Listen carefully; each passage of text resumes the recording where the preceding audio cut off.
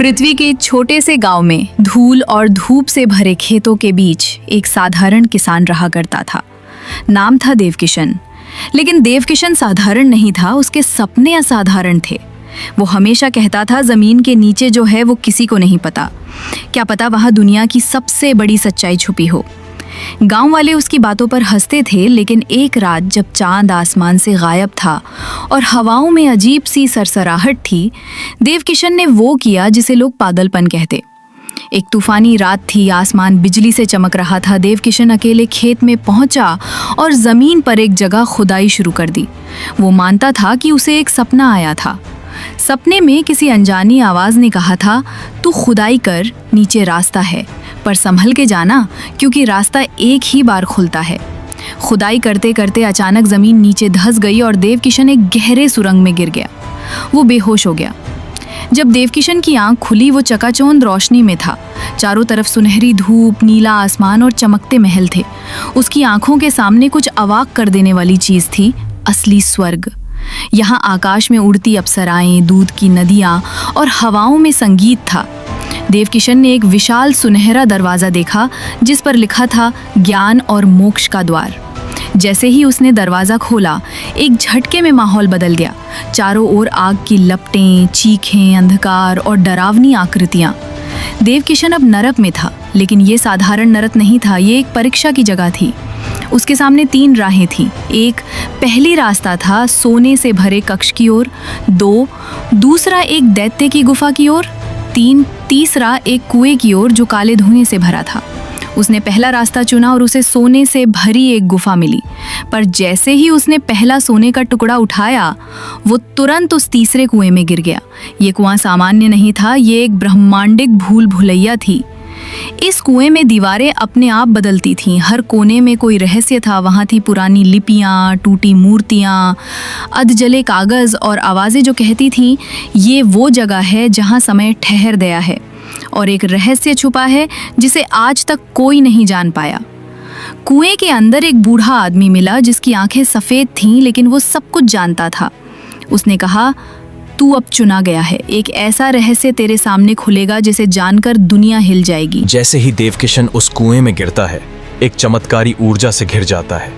वह अब एक सुरंग में फंसा है, लेकिन ये कोई आम सुरंग नहीं, यह डायमेंशनल पोर्टल है। वह जहां जहां देखता है वहां अलग अलग दुनिया दिखाई देती हैं। स्वर्ग, नरक, भविष्य, प्राचीन काल और अचानक अमेरिका का व्हाइट हाउस। एक पल में वो सीधे व्हाइट हाउस के बाथरूम में आ गिरता है, जहां अमेरिका की रहस्यमयी रानी सिंड्रा शीशे में अपनी आंखों पर लिपस्टिक लगा रही थी। सिंड्रा, एक खूबसूरत लेकिन रहस्यमयी महिला जो अमेरिका की असली शासक है, मुस्कुराती है और कहती है, ओह माय गॉड, तुम कौन हो? लेकिन तुम्हारे चेहरे में कोई बात है, क्या तुम भारतीय हो?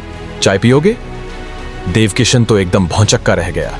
वह सोच भी नहीं सकता था कि कुएं से निकलकर सीधे अमेरिका पहुंच जाएगा। लेकिन जैसे ही उसने चाय का कप उठाया, उसे दिखा मोदी जी की फोटो और फिर हुआ कुछ अद्भुत। मोदी जी एक दरवाजे से बाहर आए और बोले, देवकिशन जी, आपने तो इतिहास बना दिया। कुएं से व्हाइट हाउस पहुंचना, यह तो आत्मनिर्भर भारत का असली प्रतीक है। मोदी जी ने देवकिशन को 5,000 रुपए थमाए और कहा, आपका यह कारनामा हम भारत के हर गांव में दिखाएंगे और 5G नेटवर्क अब कुएं के अंदर तक जाएगा। अमेरिका की रानी सिंड्रा बताती है कि दरअसल देवकिशन को चुना गया है एक मिशन के लिए। वह कुआं जिससे वह आया था असल में एक इंटरडायमेंशनल टाइम चैनल है और उसके नीचे छुपा है स्वर्ण कुआं, जिसमें है एक देवता की बंद आत्मा जो अगर बाहर आ गई तो पूरी दुनिया का नक्शा बदल जाएगा। अब मिशन था उस आत्मा को रोकना, लेकिन सिर्फ देवकिशन ही उसे समझ सकता है, क्योंकि उसकी आत्मा पारंपरिक किसान ज्ञान से लैस है। देवकिशन वापस कुएं में कूदा, लेकिन अब वहां सब कुछ बदल चुका था। चारों ओर तैरती आत्माएं, दीवारों से बाहर आते हाथ, एक बच्चा जो अचानक 80 साल का बन गया और फिर वापस शिशु हो गया। अब देवकिशन के सामने आया उसका दूसरा रूप, दुष्ट देवकिशन, जो चाहता था कि वो आत्मा दुनिया में आजाद हो जाए। इन दोनों के बीच शुरू हुआ टाइम वॉर। भविष्य और वर्तमान की तलवारें टकराईं, दीवारें पिघलने लगीं और कुएं के अंदर का वक्त उल्टा बहने लगा। ठीक उस वक्त जब दुष्ट देवकिशन ने आत्मा को खोलने की चाबी घुमाई तो ऊपर से फिर आवाज आई, रुको। और सामने प्रकट हुआ एलोन मस्क अपने स्पेसशिप से। देवकिशन का चेहरा धीरे धीरे कैमरे की ओर घूमता है। उसकी आंखें अब सामान्य नहीं, वह चमक रही हैं। Voice over. अब देवकिशन सिर्फ किसान नहीं, वह बना है एक रखवाला, अंतरिक्ष और आत्मा के संतुलन का।